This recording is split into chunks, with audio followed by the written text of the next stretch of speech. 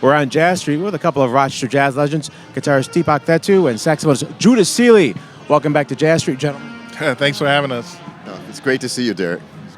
So, Judah, first, last couple of years have been interesting. How have you been able to keep yourself together, sane, and artistic? Working on music nonstop. Really, I just banging out tracks every day, every other day, and just focusing on music for the most part. Yeah. How about for you, Deepak? Yeah, I mean, having not being able to play out forced us to kind of do a lot of writing and do a lot of, production and stuff. And working with Judah has been fantastic. I'm really fortunate to have somebody like Judah here in town. That's on that level. Judah, you're an educator. You're both educators. We're going to get deeper in a second. We've got kids playing on the stage. Generally with mental health issues, usually it's the music teacher that sees it first.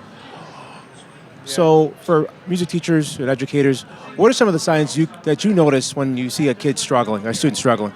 Usually the shy kids. That was me. I was a shy kid, so I usually look for some of the qualities that I used to exhibit, that I still exhibit. They're shy, they're withdrawn. Sometimes they maybe act out in other classes, but when they come to my class, the teacher says, "How do you get him to do that? He's just so quiet in your class," So I can kind of take a note of that, and I see the spark a little bit. So yeah. How about for you, Deepak? So, an occupational therapist, I work with, a lot of kids, a lot of young kids. So when they come in as preschoolers and kindergartners, that's usually when they come in, the behaviors start to come out. And, that's when we're really lucky that, especially the schools that I work at, 16 school and 23 school, they're so great about having extra support come in. Just this past week, we had a lot of my friends came in, we played for the kids. And it's nothing like seeing the kids smile when we bring music to them in the room. Speak with Deepak Thettu and Judah Saley. So, Judah, for you, you've had a couple of singles that have come out and an album that came out during the past 2 years that's been doing really well in the charts. When you see the response coming in from all over the world, give me an idea. What's it like to see that and read those responses? It's surreal, to think that people other than me like my music. So I'm just grateful, even if it was a few, whether it was locally or nationally, whatever, just to have people respond well to my music is a blessing. So, yeah. Say for you, Deepak, what's it like dropping singles, all of a sudden it gets picked up a station here, a station there, next thing you know, hey, who's that guy? When I was talking to my promoter, Neil, he had mentioned your name, and like I told you, to be, having people be able to hear the music, and then, I've looked up to you for so long, so it was just so great to know that it was being played on GMC here. We appreciate you so much. Thank you. So what can we expect out of tonight's show? A good time with music. We're just going to have fun. It's going to be great. Yeah, I can't wait. It's going to be a lot of fun today.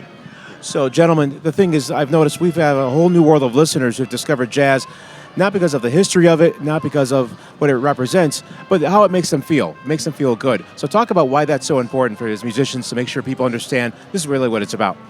I think that art is a way of, expressing what's inside of us, and I don't like to think of it as making it is making music, but it's really just putting emotion to music, putting expression and feelings to music. And if I make a song and someone responds like, when I made this song, I wanted to feel happy, so it makes you happy, and then they say, oh, that song really made me happy, that's what it is. That's what it's all about to me. So, How about for you, Deepak? I got it the past couple of weeks at School 23. We hadn't had a live concert in front of people in 2 years. So we actually had one just last week. And just to see the neighborhood come out to support the kids and just the smiles on their faces, to be able to play in front of people and play for kids is just the best feeling. You could tell that people are thirsting for it now. And it's so great to have jazz back in Rochester. Gentlemen, thank you for making the Flower City bloom with your music.